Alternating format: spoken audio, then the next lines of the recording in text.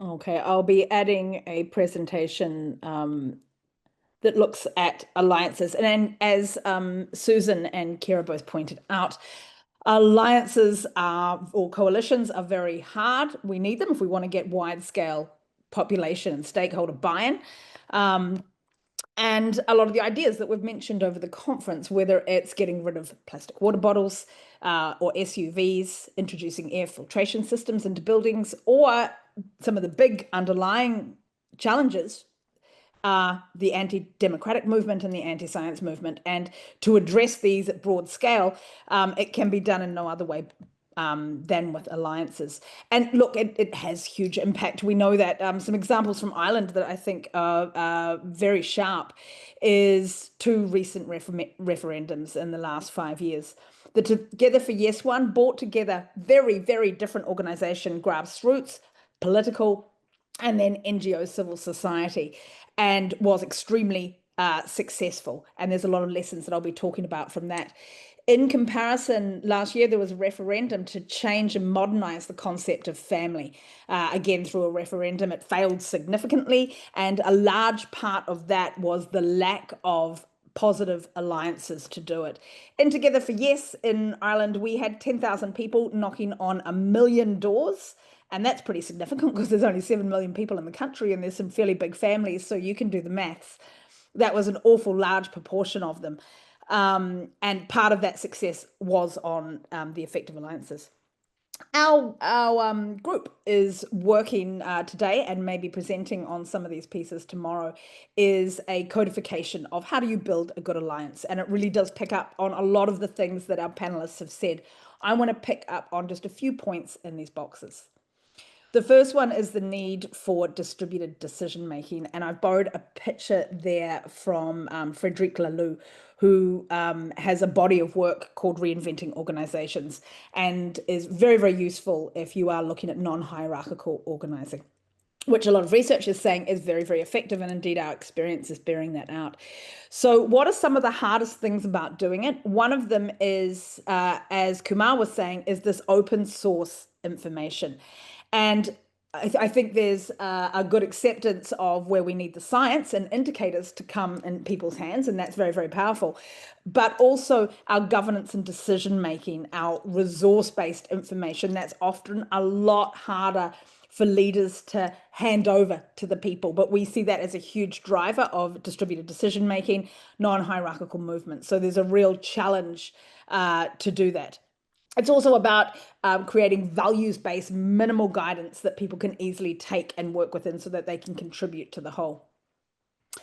We've talked a lot about communication, I think, in various groups and systems. And I think gone is the assumption that just because it makes sense, that's enough. It absolutely isn't. So, what have we learned in the various alliances? One is that we need to ask professionals to communicate, or communities, whoever we want our communicators to be.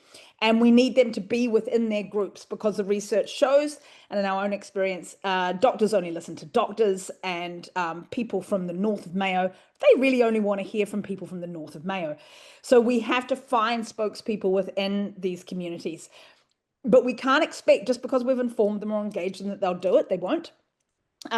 We need to ask, and we need to ask very explicitly for what they want, and then we need to support their communication through a variety of methods. The other thing that we need to do is we need to help our science folk communicate outwards. We've run two conferences, one year after the other. We made one small tweak, and the outcomes were radically different. That tweak was that we asked every scientist and researcher and academic to begin their presentation with a personal reflection as to why they were there or what it meant. And the outcomes were radical. In Ireland, there was a deliberative democracy process, and it was the precursor to a referendum change around gay marriage. And within that setting, there were a lot of presentations. But the one that was credited quite widely with really being the change maker was a couple of young people who had gay parents, and they got up and spoke very articulately about that experience. 30 seconds. NGOs are often very good at finding those stories in people and putting them in the right places where people need to hear, and that can be very useful support for science. this is a bit of a challenge because we need long-term commitments. If we're doing this big policy change, we really need to be in it for the long game. But I know in our work, often the partners that we find hard to bring to the table are the academics, and we need that power. And why is that? Often there is, it's about funding, it's about the length of projects, and this really, really needs to be looked at. I would also put on the table that there's a huge underuse, including with people I teach myself, in terms of our undergraduate and postgraduate researchers and pulling together that expertise, that time, that resource into something that again has a long-term vision. And how do we do that? But it is an extremely, I think, underused pot there. My last one is a call to look at love and connection in everything we do. And I loved Jano's ideas about humor. These are if we don't build in places to connect, then we won't achieve what we're looking for. And Bell Hooks talks about love in this context. Often we're a little bit nervous. We can talk about values, but I would like to put on the table that we can raise up our language. There's things that do connect all of us, regardless of where we're coming from, and creating a space for people to share those can be very, very useful. If we want groups to bridge gaps, we also need them to give them the skills to talk about values in a very, very meaningful way. And so fostering servant leadership, and then normalizing discussions on big ideas like respect, love, and care can be huge drivers we've noticed in connecting people from different places and forums. So I think you might hear some more on our codification of what makes a good alliance tomorrow with some of the speakers from our group. That ends our session.